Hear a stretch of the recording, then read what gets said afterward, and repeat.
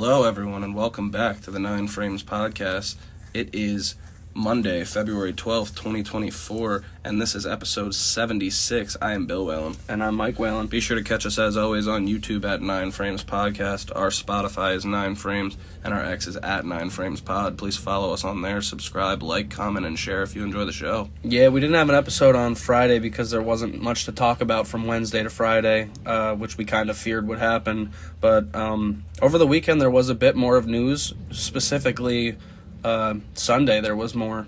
Super Bowl Sunday, that was. Yeah, Super Bowl weekend has come and gone, which means it is officially baseball season. Pitchers and catchers gets closer every day, and man, I cannot wait. I think that's today. Is it today? I think they report today. I didn't I didn't have it marked down or anything. I keep counting down to opening day myself. Because I know I saw the Mets tweet yesterday, one day. Well, that's phenomenal. So happy to hear it, and can't wait to see how the guys are looking this year. Should be exciting to watch. There's a lot of good stories. We'll get into it. Absolutely.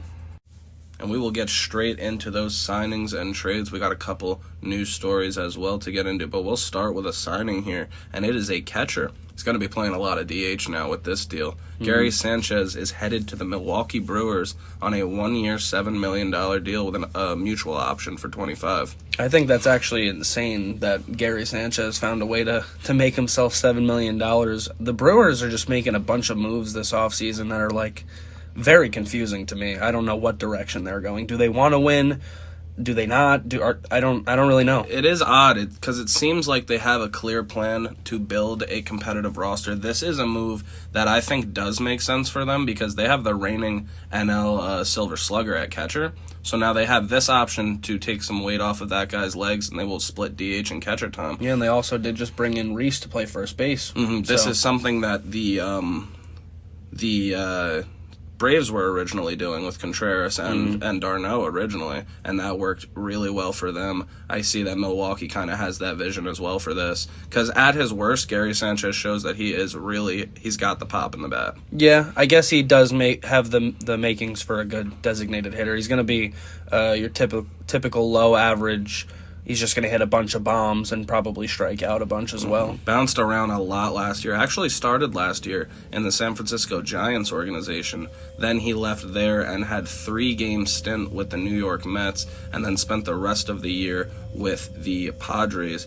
The full year, he had a .217 average, .288 on base with a .492 slugging. So you could see that the pop is still in his bat there. He had 19 homers and 46 RBI. Yeah, he was the American League Rookie of the Year. I think it was way back. He came in second. Oh, he came in second? He didn't get it. It was because he didn't play enough games. I was going to say it's because he was an absolute phenom, though. He hit 290. He slashed .299 as a rookie with .376 with a .657 on base or slugging, which is just gross. And what's really disgusting is that he hit 20 home runs in just 53 games. Yeah, I mean .657 slugging. That's nuts. That is on the lower end of some guys' OPSs. So.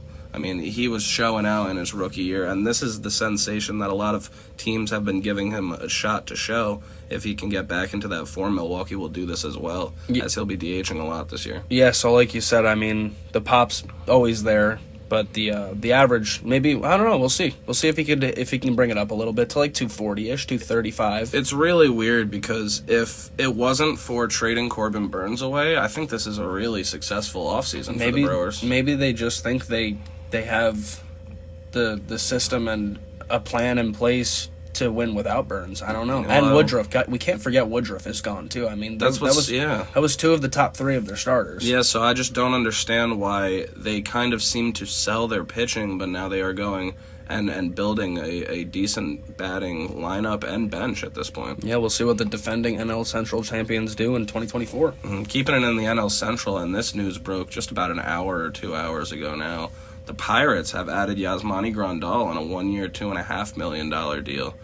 This guy was a stud for the first 10 seasons of his career. From 2012 to 21, he posted an .807 OPS, and he had 172 home runs at the plate with 74 defensive runs saved. Yeah, he got popped for steroids back when he was with the Padres, way back. But when he was in his either rookie year or second year, but he has turned out to have an I would say a pretty good Major League career, an 807 OPS as a catcher with 172 home runs is nothing to scoff at. No, yeah, that was for the first 10 years. The last 2 seasons, however, he's definitely struggled. He slashed .219, .305 with a .306 slugging. 13 homers, over 781 plate appearances, and he had negative 16 defensive runs saved behind the plate. Yeah, it seems his age is starting to catch up to him a little bit there.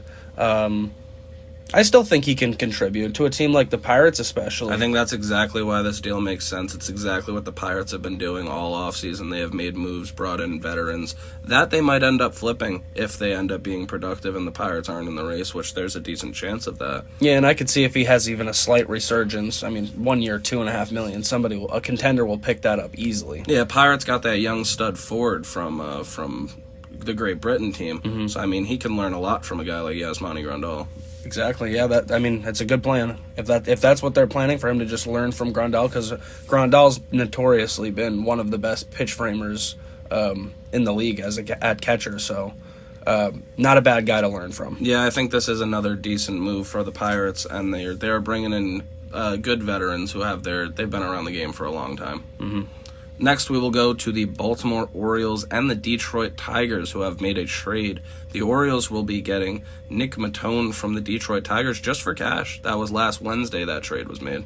Yeah, so his brother Phil just signed with the Rays. We reported a couple episodes, maybe it was last episode on Wednesday. I believe it was. And now his brother gets traded to the same division. It's pretty cool. Yeah, they'll definitely be matching up every once in a while. They could face off for sure. This is a guy who I think will help an Orioles team a lot, coming off the bench and being able to play a lot of positions. Yeah, I mean, I've always said it. You need guys like this, a good utility player coming off the bench that can plug and play everywhere. Yeah, I mean, this is that Jankowski. I mean, Jankowski doesn't play the infield, but this is that utility guy that has to be on a World Series roster. I think it's basically like a Ben Zobrist. Exactly. I mean, we saw Ben Zobrist was the World Series MVP for the Cubs. They can be. So those guys are important. So anytime you make a move like this, it's a low risk, high potential, high reward move. Why wouldn't you do it? Yeah, he had a bit of a struggle year last year. He hit 173 with 8 home runs and 32 RBI in 93 games for the Tigers last season. That was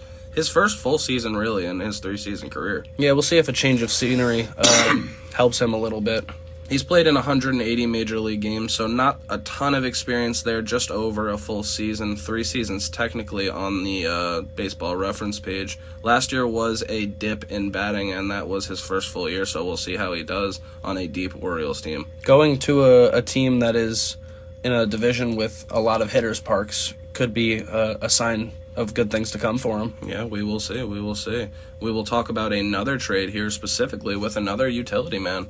This one is between the Minnesota Twins and the Miami Marlins. The Twins will be getting Stephen Okert, the left-handed reliever, and Miami will be getting Nick Gordon, who is a utility man, like I said. So this is a team who was just both of these teams were just in the playoffs, but this is a team that was just in the playoffs in Miami getting a utility man, another one. Yeah, Okert had a little bit of a down year this year. He was in the 4s, I think almost near the 5s.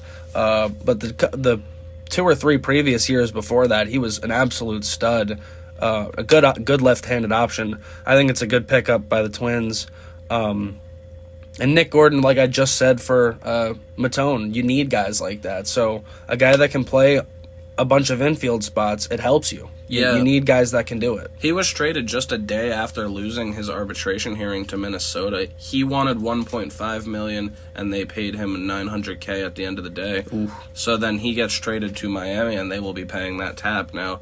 Okert just went through arbitration as well, and he's getting paid $1 million, so it's really not much of a money differential for either team. Yeah, just $100K difference. I like it for both teams. Like I said, Okert was really, really good for the Giants and even the Marlins the last couple of years besides last year. And Gordon, I mean, he had a little bit of a down year last year, but his batting average is still up to 250 in his career because the one full season he really played, his stats were his best. He hit 270 something. 272 with 9 homers and 50 RBI in 136 games. That's a solid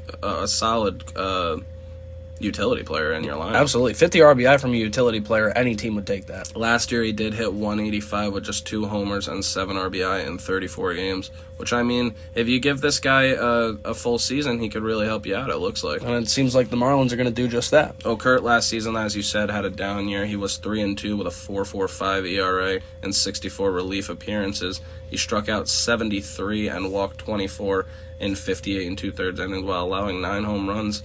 But like you said, he was kind of a stud back in the day, 12-9 with a 3.70 ERA in 6 seasons with San Francisco and Miami now. Even having a little bit of a down year with a 4.45. I mean, still having a 3.70 in the career. It's worth it for both teams. There's one of those trades that I do think it is a win-win as well. One team needs a utility guy, and one needs a lefty reliever. This is exactly what both teams needed. Mm-hmm. Good trade for both. We'll talk about a signing here. This one caught me off guard, and I'm still kind of puzzled by it. Spencer Turnbull has 5 years of service time, but he was a free agent apparently, and he signs with the Phillies to a 1-year, $2 million contract. Oh, he took a contract to bet on himself. Yeah, but what ended up happening to his last year of ARB? I'm not sure. Maybe they just released him. I was going through his transactions on I'm not sure what the website is, Sportrack or whatever, you know, the one. Mm-hmm. And it was saying I didn't see anything about him getting signed to a deal so that he would have a 5-year deal or anything like that. But he is a free agent here, and he ends up taking his talent to Philadelphia. Yeah, I mean, we can't question it, I guess. The league knows if he's a free agent, he's a free agent, and he's going to be joining the Phillies on a 1-year bet-on-yourself deal. It seems like he won't be opening the season on the big league club unless he makes the club as a bullpen long arm. So, I mean, $2 million for some depth, this seems to be what the Philadelphia Phillies are going for here. Absolutely. He's been dealing with injuries lately. Last year, he actually posted a 7.26 ERA in 7 starts with Detroit. And he had a 6.23 and 8 combined starts with AAA and Single A last year. Yeah, so he got the Single A demotion, so you know he was struggling. Yeah, he was really struggling for sure. And in his 5-year career, as I said, he is 12-29 with a 4.55 ERA in 61 career appearances, 60 starts with Detroit. He did throw a no-hitter in May of 2021, though, so he has shown flashes of greatness. Yeah, I mean, $2 million is not going to break any bank in Major League Baseball, so it doesn't hurt to sign a guy that at this point, he's a veteran for a year of potential depth. I look at this deal, and I actually just feel happy for Turnbull because he's a guy who's definitely struggled in his career, specifically with injuries and consistency, but still he does get a $2 million contract and a chance to prove himself here. Yeah, good for him.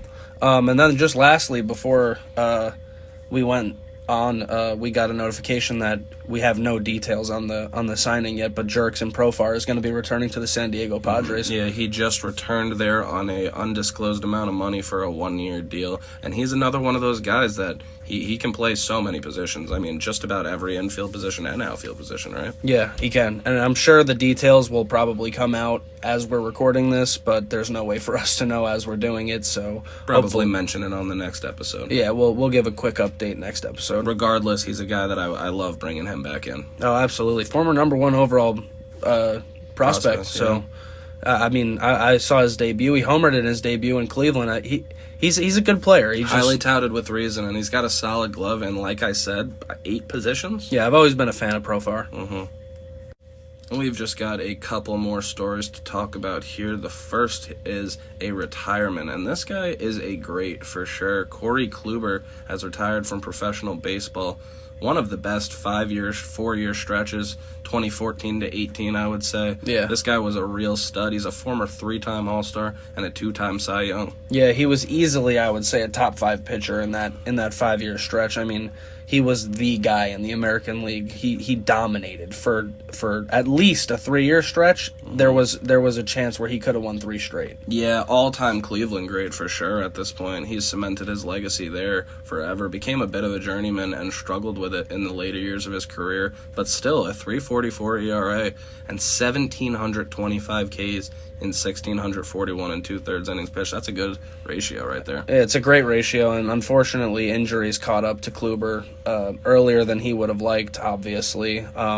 And I remember that back in 2020, after the Rangers traded for him, he only got to pitch 1 inning. And then after that, it seemed like it just kind of went downhill. Yeah, but before all of that, man, like I said, a multiple-time Cy Young over in Cleveland. One of the best side-to-side balls I've ever seen.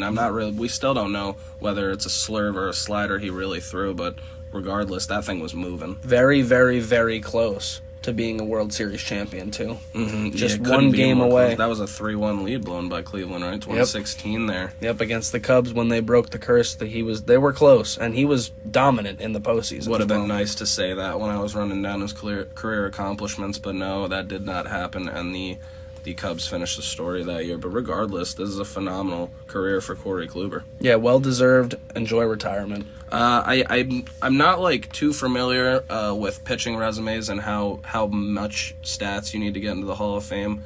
Is there a discussion? There might be a discussion for him because of the 2 Cy Youngs. I mean, and that stretch we were just talking about. And I mean, he almost had 2,000 strikeouts. You often think of these numbers with hitters, like how many hits someone should hit, how many homers they should have. Well, there are milestones. Really know. There probably is with pitchers as well. Is it 1,500 because he's over that? Is it 2,000? Him lacking the 2,000 Ks might hurt his case a little bit. Definitely. So we will see. I mean, I think he's got a chance. The 3.44 is a little bit high, but we'll see. Yeah, regardless, like I said, one of the best 4-year spans, and he was a pleasure to watch. Absolutely. Congratulations on a phenomenal career, Corey Kluber. Well deserved. The last thing we'll talk about here is some not-so-good news.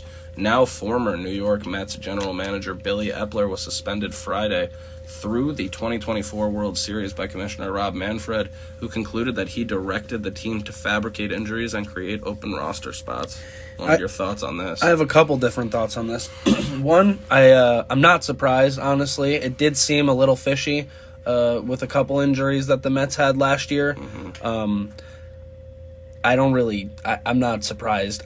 The other part of it is, I think so many teams do this. They do. It's not you think. They do. I don't really understand why they're making Billy Eppler the poster boy for this one, like where he's the one that's getting the nail, but he resigned 5 days after this was announced to be an investigation, and that was also with the Mets hiring David Stearns at the same time.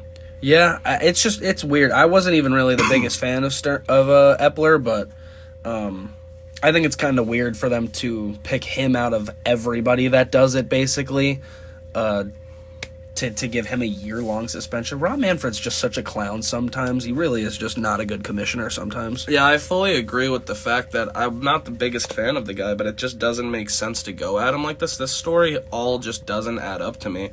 It says that there was an anonymous letter that tipped off the MLB about the Mets organization and what they were like. It had to be somebody from within the Mets organization that wanted Eppler gone or something. I don't know. It's so odd. It said that Eppler did cooperate fully and transparently with the MLB's investigation, and he does accept their decision. So I mean, it's not like he's debating that he didn't do it.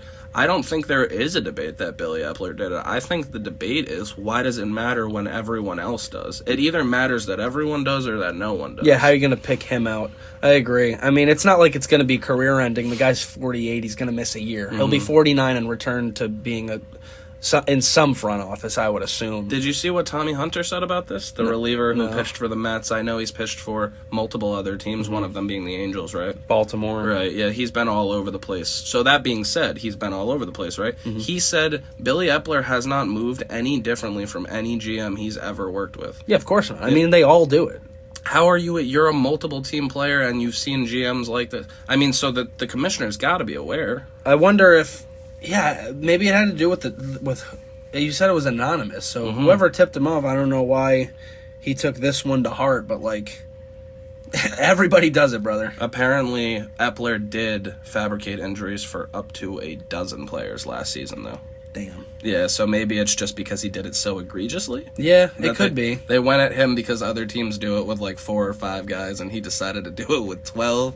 That might be it. The only reason that it kind of annoys me is because it really set Buck Showalter up to look like a giant asshole, and he really just had no choice last year. The roster was just being fucked with way too often. Yeah, it's pretty funny looking back as a Mets fan and someone who was on Mets Twitter all year.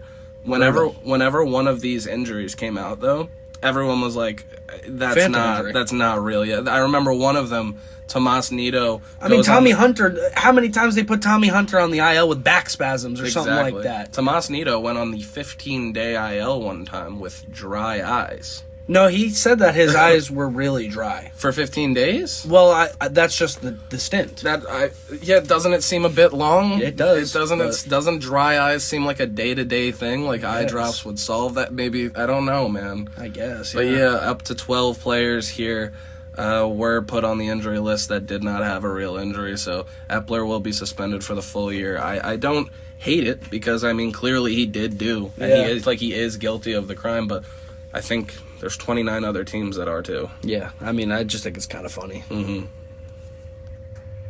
Thank you to everybody for listening wherever you do. This was a fun little episode talking ball. That was episode 77 of the 9 Frames podcast. It is Monday, February 12th, 2024. I have been Bill Whalen. And I've been Mike Whalen. Be sure to catch us, as always, on YouTube at 9 Frames Podcast. Our Spotify is 9 Frames, and our X is at 9 Frames Pod. Please follow us on there. Subscribe, like, comment, and share if you enjoy the show. Yeah, we appreciate it, as always.